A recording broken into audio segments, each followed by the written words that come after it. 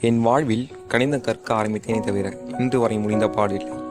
என் தங்கை என்னை எத்தனை முறை அடித்தாள் என என் தாயிடம் சொல்லித் தொடங்கியது என்பதற்கணக்கு பாடம். என் தந்தை என்னிடம் கடிகாரத்தின் முற்கள் எங்கே உள்ளது என பார்க்கச் சொல்லிய நாட்களும் உண்டு.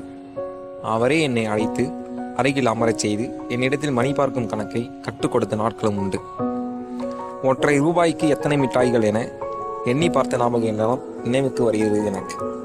கூட்டல் பெருக்கல் போட்ட குழந்தை பருவத்து கணக்கு பட்டப்படிப்பு வரை தொடருது எனக்கு. கெஞ்சி பார்த்தாலும் கதறி பார்த்தாலும் கணக்குக்கு விடை வராத நாட்களும் உண்டு. விடை கிடைக்காத வினாக்களோடு தூக்கம் இல்லாமல் இரவுகளும் கழிந்ததும் உண்டு. கணிதம் போட்ட நான் களைத்து போனாலும் கூட அதனை எளிதாய் களைத்து விடாதது கணிதத்தோடு கலந்து போன கால்குலேட்டர். என்னோடு கரைந்து போன கணிதம் மட்டும்தான் என் வாழ்வில் உயர்ச்சி செல்லும் எஸ்கோலேட்டர். கணக்கை பார்த்த ஆரம்பத்தில் கஷ்டப்பட்டது என்னவோ உண்மைதான்.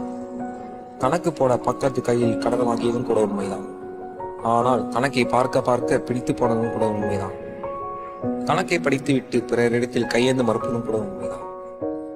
கற்பித்த எதை மறந்தாலும் கணிதம் மட்டும் மறக்க முடியாது. கற்ற கணிதம் மறந்தாலும் கூட கற்பித்த கணக்காசிரியரை மறக்க முடியாது. கற்பித்த ஆசிரியரை மறைந்தாலும் கூட இவ்வுலகை விட்டு கணிதம் மட்டும் மறையாது. Grouping Mathematicians in Prasanth.